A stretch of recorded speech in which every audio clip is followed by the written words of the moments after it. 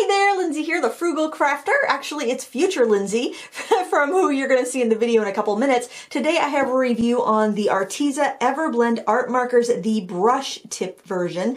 Yesterday I did a review on the Bullet Chisel Everblend Ultra markers and compared them to the old Everblend markers. So in case you had the old ones and you were curious about the new set, how they're different, how they're the same, and how you can get the most out of the markers you already have. So I was also sent the brush tip markers. I didn't have them till after I filmed that review, and actually both of these reviews were filmed a couple of weeks ago, so I just kind of want to put that out there.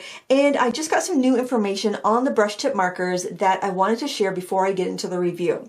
So in the review I stated that I didn't think that the markers were a rubber nib. So there's a couple different brush markers you can find, or types of brush markers you can find nowadays on the market. There are the very flexible foam rubbery type nibs such as Copic or Blick Studio, Altenew, the Biennial brush, Art and Fly, and those are very flexible, they blend really well, and the nibs are very long lasting. And then there are the compressed fiber nibs, which are more like a felt nib. They're a little bit more stiff, they still blend well, but the tips will fray sooner and you'll need to replace the nib. Now a lot of those markers will have reversible nibs, which is nice because it gives you double the length of the marker life. You get to use the marker up until it's out of ink, and that's really wonderful for a lot of these markers that are disposable. But I just was made aware that on the website they are saying that the nibs on these markers are the foam rubber nibs. And they also say on the website that it includes replaceable nibs in the box, which there's a little conflict because on the photographs, on the promotional images on the website, it says nibs not included or additional nibs not included. But in the video, in the description of the product, it says there are nibs included. So mine did not have nibs, extra nibs with them. I just wanted to put that out there. I think that's a typo on the product listing. So I wanted to make you aware of that. And also, I was pretty convinced that these were compressed fiber nibs and not foam rubber nibs. So I wanted to show you some examples that I colored with them because I was like, I'm rarely fooled with marker nibs, so I just wanted to really put them through their paces and come on to this video with a little update because I don't want to steer anybody wrong. I do not want to say anything about a marker that isn't true. I take my reviews very seriously, and I don't want anybody missing out or wasting their money on a product, basically. So as you can see, the blending was really nice. I did all these with the Arteza brush marker, and I also did this gray here, blended out to white, worked really well. I did a few, that's watercolor swatch. I did just a few blends from the tropical set. Now the tropical set of 36 is currently the largest set of the brush markers that are available from Arteza. They currently don't have plans to expand the brush markers to the entire range of Everblend markers, so I just wanted to also put that out there because I assumed that they were going to just roll out all of the markers in brush as well, but that doesn't appear to be the case, and the brush nibs will be available in September if you want to get replacement brush nibs. Now I do not think that the brush nibs are going to fit in the, let me just see here. I don't think the brush nibs are going to fit on their Everblend markers. I think because there's like a little collar, the hole where the brush nib goes is a deal smaller than the hole where the chisel nib goes on the originals and on the Everblend Ultras, yet the it is bigger than the bullet tip nib, so it doesn't appear that you're going to be able to use the brush nibs in the regular Everblend markers. So I just wanted to put that out there as well. So man, I compared the new Arteza brush markers with all the other markers I have that have the foam rubber nibs to see if I could find one that it's similar to. It's the most similar to the Art and Fly nib. So this is the Everblend brush. What I'm going to do is I'm just going to, my hand's in the way, but I'm just going to kind of do some expressive strokes here. I get a nice thin to thick line. I'm not seeing any fraying, so it could very well be that it's a foam rubber nib. It just feels stiffer to me, like a it feels stiffer like a fiber nib. So this is a Copic. So we'll compare Copic because most people I think have tried a Copic marker. It's definitely not as flexible as a Copic, but I am able to get the same line quality as I am with a Copic. Just it's not as flexible to feel. And then the Art and Fly, which you can get replaceable nibs for, it's very similar to the Arteza. I'm going to do the Arteza again just to just to get a feel for it. I do feel like they're softening up a little bit more as I use them, and I'm not noticing any fraying, and I do get a little bend on the nib like I did with the Art and Fly. They seem to be very similar to the Art and Fly nibs, although I wouldn't say without a doubt they're the same nibs. I can compare the clear blender in Art and Fly to the clear blender on the Everblend brush, so we can pull the nibs out and we'll take a look here. Don't mind my blender markers get a little nasty looking because I use them for blending. I use them so they get gross looking. Let's just compare that. I just don't want to. I did say I thought they were compressed fiber in the video, and I just want to, they're not the same. They're not the same nib. They're a little bit. Let's see. This is the Arteza one. I'm like, oh my gosh, I'm gonna mix them up. The Arteza one's a little bit shorter than the Art and Fly, so I wouldn't say it's the same nib. I'm just going to give it a little bit of a... Okay, so this is so nitpicky, guys. Alright, so this is the Arteza, just giving it a little flex on my palm. This is the Everblend. I guess it feels pretty similar. It's really tough to tell, though. The Everblend's a shorter one.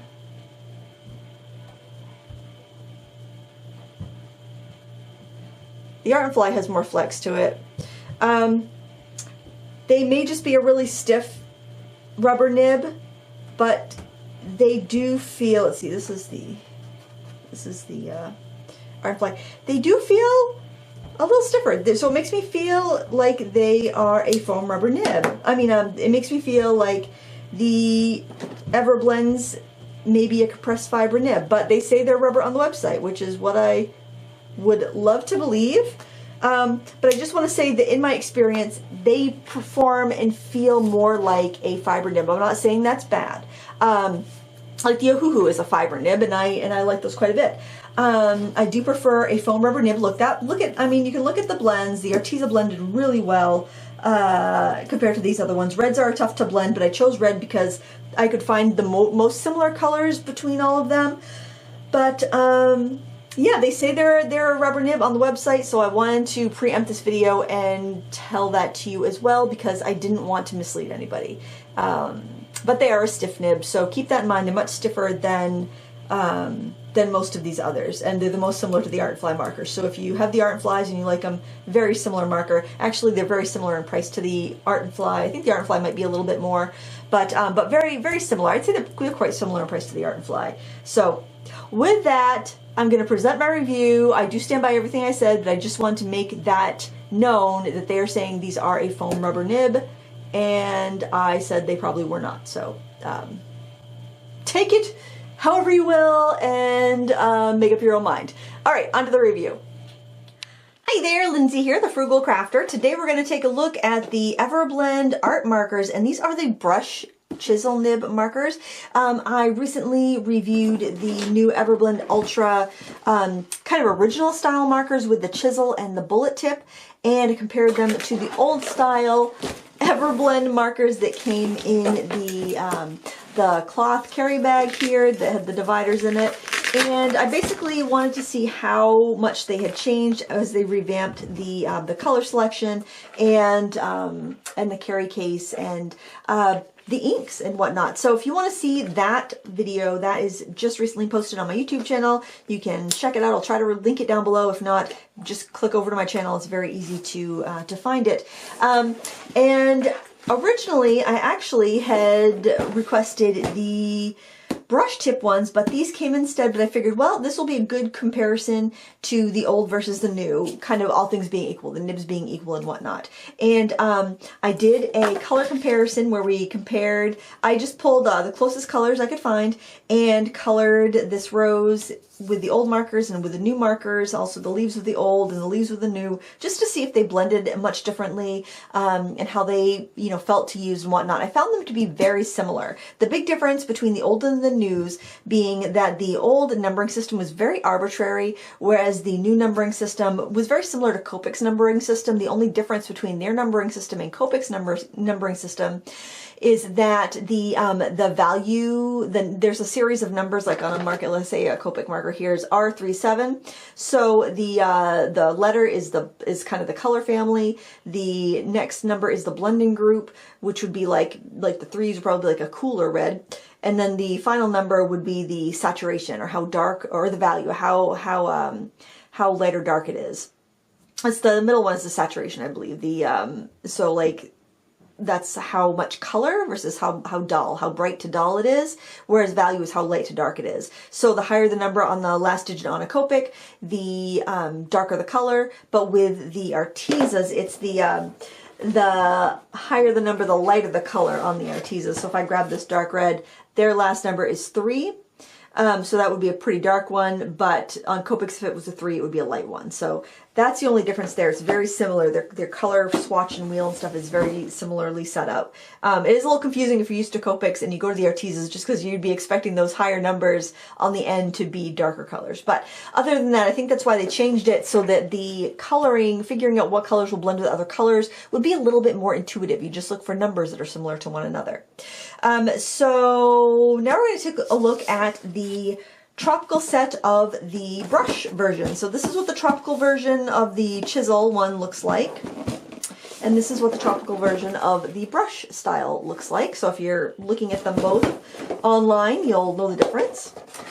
Although it will say it, and the price will give it away too. The brush ones are, I don't know if they're quite twice as much, but they are considerably more expensive. So they both have these same cases where you can fold over the magnetic closure part, and then it keeps your markers upright and ready to go. So you can have them on your table at an angle, so it makes it easy to see what you have. And there's a little printed swatch on the front.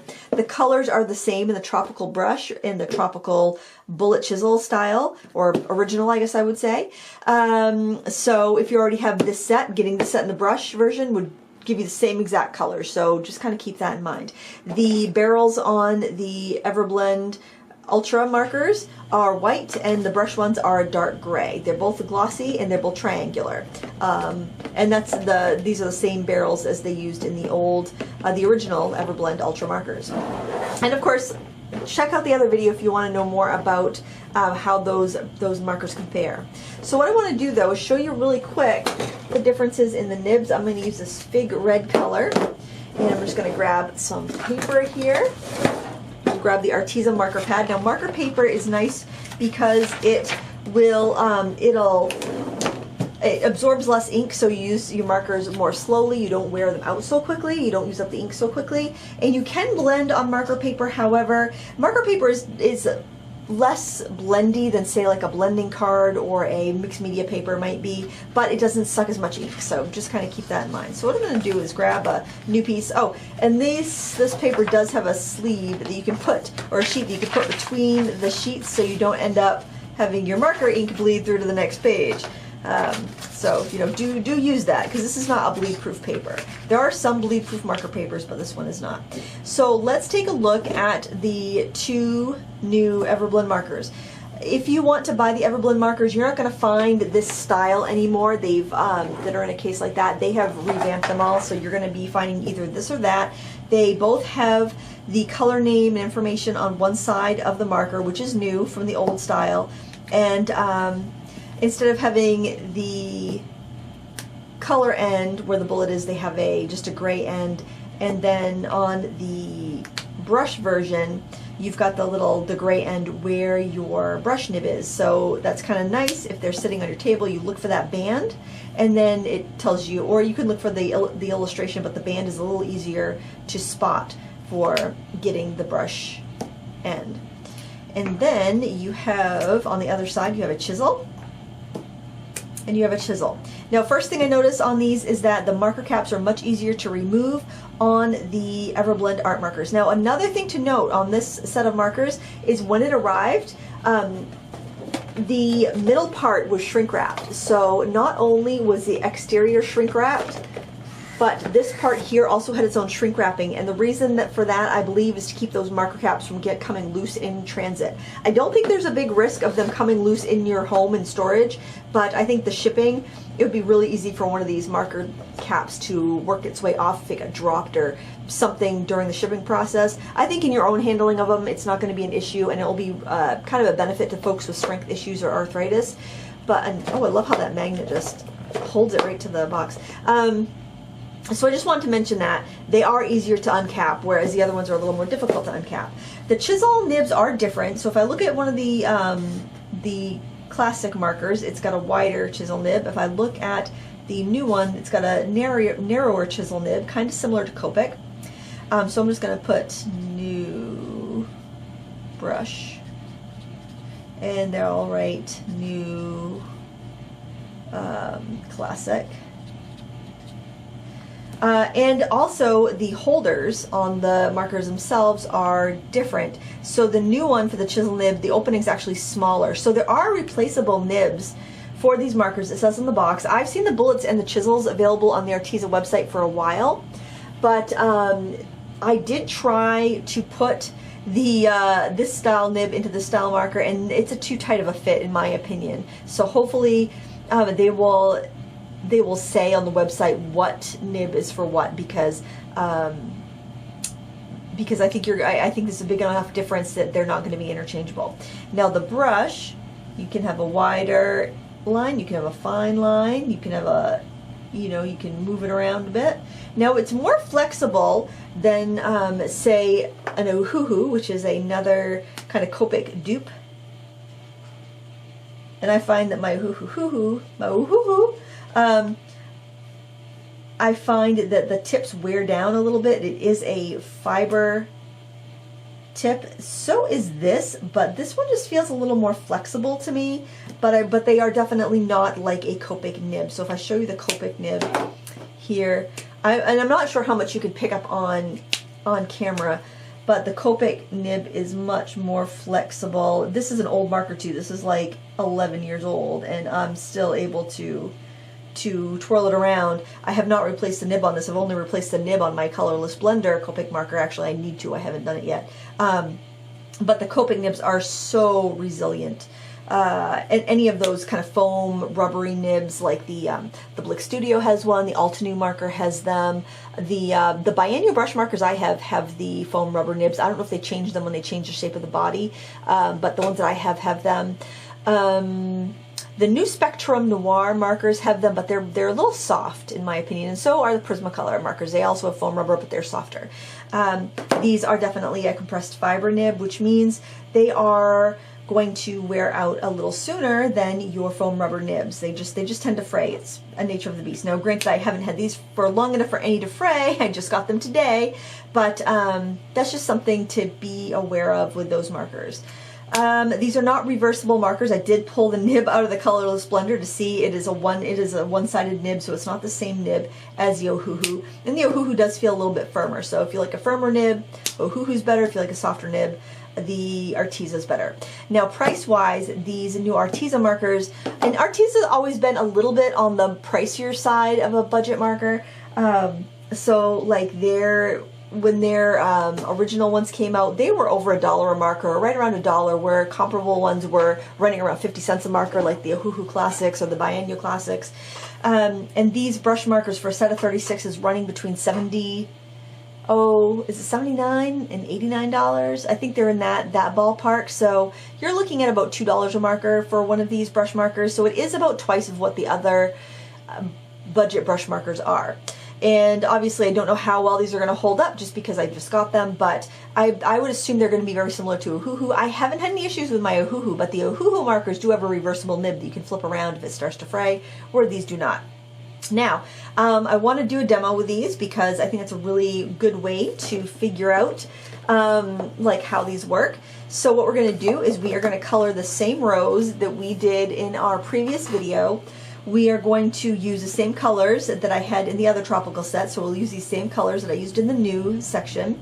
And we're going to see how they blend. So you can see clearly on these markers, these illustrations, you can see some lines. I mean, it's not huge, but looking for them, I can see some pretty harsh transitions where the hard nibs just don't like to blend as easily as the brush nibs. The brush nibs are softer, they put out more ink, and it's just easier to get those colors to transition. And I'm going to show you a couple techniques with these markers just to give you some ideas if you have those markers at home and you want to try them. So this is the same cardstock, same stamp. It's the Darling Rose by Altenew. And I am going to show you two different ways to blend using the red markers. Now, red is a tough color to blend. Any colors, reds, blues, purples are very difficult to blend. In fact, any color with a cool undertone will be hard to blend. So pinky reds are going to be harder to blend than orangey reds. Like a jade, emerald-y, bluish greens are going to be harder to blend than warm mossy greens. Well, purples are hard to blend all over the place. I've never found it easy to blend purple. Blues are difficult to blend. Probably like a warmer gray blue would be easier to blend than say like a really, actually I find most blues hard to blend. But we're going to start off with our lightest color, and I'm going to show you this method for blending.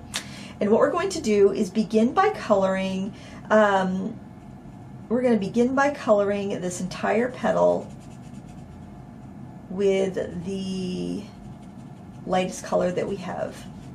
Okay, you can leave like a little bit of a gap on your highlight area. Then we're going to go in with our medium tone, and we are going to color in our shadow areas. We're going to bring in some of that shadow. Also, we want to shadow underneath where this turn of the petal is, and just kind of flick it in, flick in the colors. Then we're going to go in with our darkest color, and we're going to put in our shadow right on top. Now, because we have wet the whole area with that lightest color, it's going to let the ink just kind of mix and mingle and just stay wet. As soon as the ink dries, it's going to be harder to blend, so we want to try to work on this ink while it's kind of wet. Now we'll go with a medium tone, and we're going to go over the dark, and we're just going to blend it out.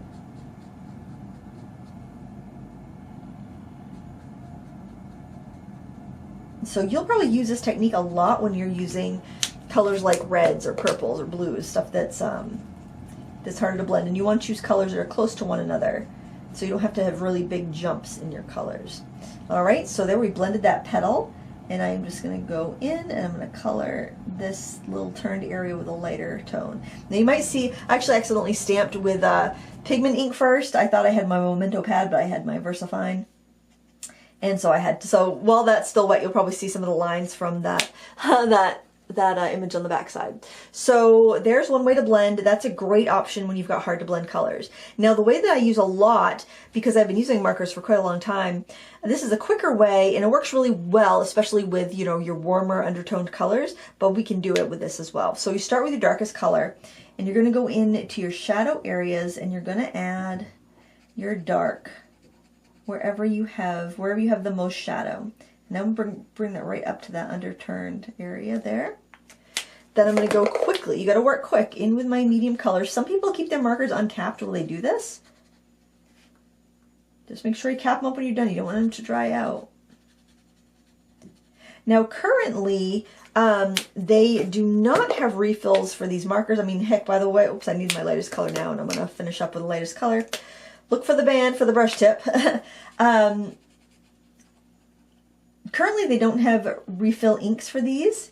I hope they come out with those. They have the replaceable nibs, and I don't know if they have open stock markers for these. They did have some of the original Everblends with packs of 4 of a single color you could buy, but they didn't have any like just one marker at a time, so I don't know what they're doing. I did hear they're going to be offering refills or open stock, one or the other, so hopefully that comes to pass. But there, you can see you got a pretty good blend that way. The brush tip really does make blending a lot easier, and that's why people are so crazy for the brush tips, because it does make it a lot easier. Now, greens are very easy to blend. Your warmer greens, I should say, are very easy to blend, and we're going to use these, oh my gosh, the print is very small on this, and that would be one of my cons for these markers, is the print is so small. Aura green, mantis green, and cactus green.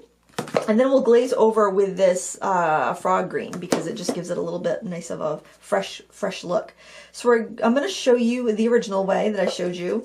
I don't find this to be necessary with smaller areas or with greens generally. But say you've got an area that's a little big and you're a little uncomfortable trying to go dark to light. So you want to color your lightest color first. And I like to leave a gap, and that will give me one more lighter shade on the outside. So that's why I'll do that when I want to have a more dynamic blend. Now I'm going to go in with this darker color and just add it in the center around the vein where I want it a little bit darker. Then I'll go in with my medium And I'm going to color over the edge of the green and bring it in over the lighter color. And then I'm going to follow up by going over with my lightest color and bring it right out to the edge. Now if you're struggling with your blend, you can go over and do that whole series again if you're not happy with the blend that you have. Or if you want to pull in some more of any of those colors, you can go right in. Like if you're like, oh, that green's not really blended enough, well, work it all over, go over it again. By flicking, by putting, more pressure to the darker area, you can control how much ink is deposited. So you press and flick and you got more ink deposited in the center and less ink as you're going over to your transition color. So flicking is a really good technique for that. I don't want to get too carried away because I don't want it to bleed outside of my lines. Now if you're going to do a glaze of color over the top, you can wait for it to dry. It doesn't matter. We'll do that. We'll do those glazes at the end. So that's that's the old school kind of blending over and over again, going over it twice basically.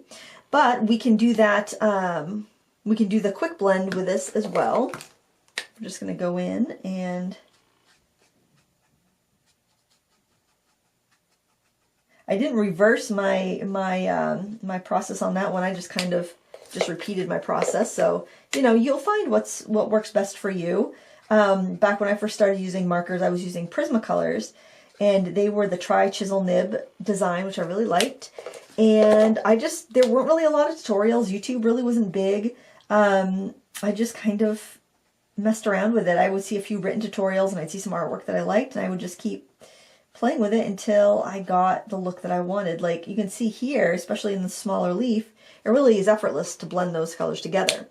Then say, I want that to be a little bit warmer. I wish it looked a little bit more springy and fresh. I'll take this more acidy looking green, this frog green, and just go over the entire thing. Now you do want to be careful that you don't oversaturate because then you can go out of the lines. So if you've got a bleedy paper, like when I learned, I would use the Georgia Pacific paper from Walmart and Sam's Club, and that was a very bleedy paper, so I would stop coloring about 1/16 of an inch inside the lines and it would just bleed out perfectly to where I wanted it to be. So let's compare the old markers versus the new. I feel like the transitions are much smoother with these brush markers versus these the bullet chisel markers, and I generally use the chisel markers when I'm trying to blend. So that's not even me trying to blend with a bullet, that's me trying to blend with a chisel. And it was still very difficult, especially with a color like red. With green, it was not too bad. It was easy because that's an easy color to blend. But with the reds, it was much more challenging and it was much easier with the brush markers. Overall, I think they're a big improvement, and the price really isn't that much big of a difference between the chisel bullet and the new brush version, that I would probably hold off and get the brush version if you definitely want to stay in the Arteza family, or if you really like their color blending system. And their case is nice. I think in general Arteza products are worth the money. They're and often with Arteza products I feel like you get better than what you pay for. So that's always a nice feature. They are more expensive than comparable markers on the market right now.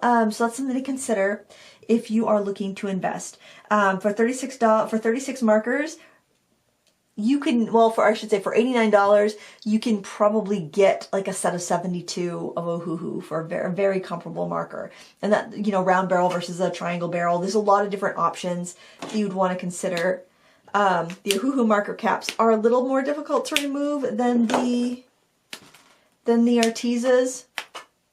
That's something to consider if you have arthritis. But basically, I just wanted to do an update to show you kind of how they differ. And I really went into the big difference between the Everblend Ultras and the old Everblends in the previous video. So if you're curious about the colors, how the colors match up versus with the new versus the old, and all of that, please refer to that video because I think you'll get a lot more information on there. This video is an update showing you the brush markers and how they perform. I think they're decent. I mean, if you asked me what I thought about these markers 6 years ago, I'd be like, awesome, get these instead of Copics because, they're, a third of the price. And You know, they blend beautifully. The ink is very nice. They do blend very nice. But now there's just so much competition in the market, in the marker market, that you really have to consider all of everything that you want in a marker and what do you want to pay, because seriously, there is a budget marker for pretty much everyone out there right now, I feel.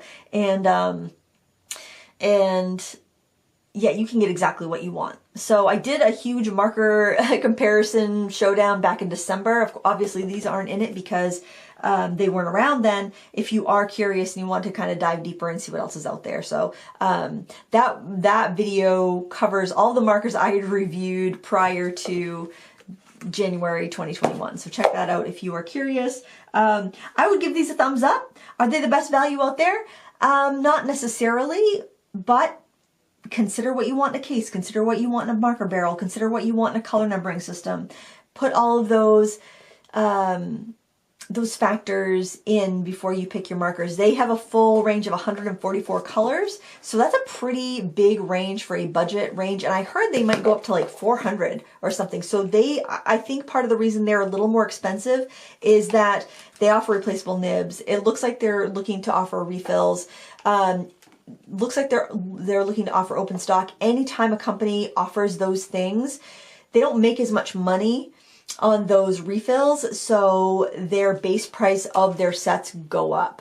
And when you're looking at another brand that doesn't offer refills, it doesn't offer replaceable nibs, it doesn't offer open stock, they can sell kind of a lot cheaper, because every time somebody makes a purchase, they're buying a $50 set of markers. They're not buying a $2 marker or a set of 3 nibs for, you know, $4 or whatever. They're spending big bucks, so they don't have to make as much profit per item. So I think that it's good that they're going to offer these things, or they're looking to offer these things.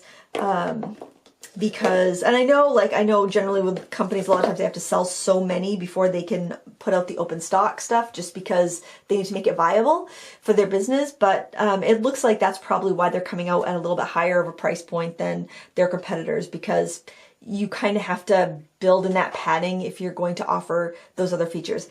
That's why these babies cost $8, because you can buy a bottle of refill ink. You can buy the extra nibs. You never have to throw this marker away. So you're buying into that system. So over the long haul, yes, it will be cheaper. Of course, they just doubled the price of their ink, so maybe not. But it's such an investment for a company to offer those refill options that they have to kind of make sure that it's going to be viable, and they have to kind of basically stock some money away in order to do that. So I hope that makes sense. But, and I don't work for any of these companies. They sent me these markers to review. That's my relationship with Arteza. They have sponsored videos years ago in the past, and I have recorded some training videos for them. But and that's our relationship. I want you to know that. I don't want you to be in the dark about any of that, because that could make you want to value my review less or more, and you should have the ability to do that. But overall, I think they're good markers. I don't think they're the best value, but I think they blend well. I like the color numbering system. It's much more logical. I like the cases. I did like their old carry bags, but I didn't like how long it took me to put the markers back in the bag when I was done. I like to just kind of pop it in a slot and it's good to go. That's really nice. Again, check out the other video if you're more curious about the cases and the marker numbering systems and all that, because I really went in depth, and I don't want to just repeat that. I just basically wanted to give you the differences between these markers and kind of how they stack up with other comparable markers. Do I recommend them? Sure. Do I think they're the best value? No. And I'll put a pro and con list in the video description if you want to check that out with a little more time. And they have a bunch of different varieties. I would wait and see, figure out what you need, and figure out what size set you want, because generally things get cheaper in the larger sets, and depending on how long it takes them to offer open stock, you know, it might be a while if you just want to, you know, pick up a marker here and a marker there to add to your collection. So there's a lot of things to think about. You know, getting a set of markers is an investment. I know that, and I want you to be well informed when you go and do that. So, and as always, listen to other people's other people's reviews and tutorials too before you make a decision. It's always good to get a few ideas, because it's your hard-earned money. I want you to spend it well. I don't want you to waste it. I want you to buy stuff that you're going to really enjoy using. And I think you'll enjoy using these. But just kind of consider all those things that I mentioned. Thank you so much for watching. Please give me a thumbs up before you go. I appreciate you viewing and taking some time out of your day to spend it with me. Until next time, happy crafting. Bye.